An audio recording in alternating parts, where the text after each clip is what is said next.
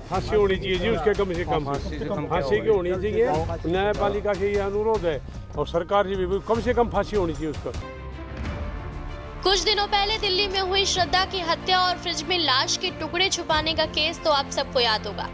अभी ज्यादा दिन नहीं हुए और दिल्ली में ही फिर ऐसा मामला सामने आया है। बता दें, दिल्ली में एक शख्स पर अपनी गर्लफ्रेंड की हत्या करने और लाश को फ्रिज में छुपाने का आरोप लगा है। इस लड़के का नाम है शाहिल और लड़की का नाम है निक्की यादव। बता दें, वैसे तो शाहिल को गिरफ्तार कर लिया गया है। साथ ही जांच के बाद दिल्ली पुलिस क्राइम ब्रांच के डीसीपी सतीश कुमार का कहना भी सामने आया है।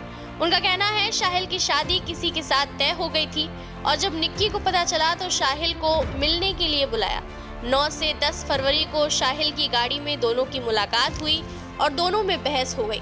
इसके बाद शाहिल ने मोबाइल के चार्जर केबल से निक्की का गला घोंटकर उसकी हत्या कर दी और उसकी लाश को अपने पास ही मौजूद ढाबे के फ्रिज में छिपा दिया। 9 तारीख की शाम को उसके पास आता है। जब वो उसको कन्फ्रंट करती है कि मैंने ऐसा सुना है, तो कहता नहीं मैं तुम्हें घुमाने ले चलता हूँ, ऐसा कुछ नहीं है।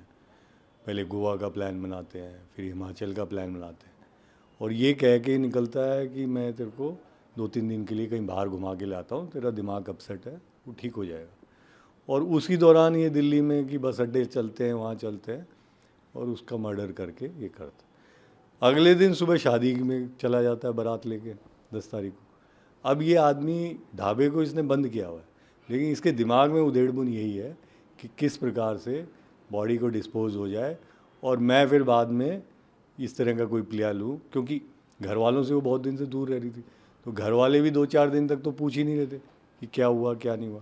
तो उस प्रकार इसका जो साजिश इस थी कि फिर साक्ष्य जुट नहीं पाएंगे और बहुत लंबा काम हो जाएगा।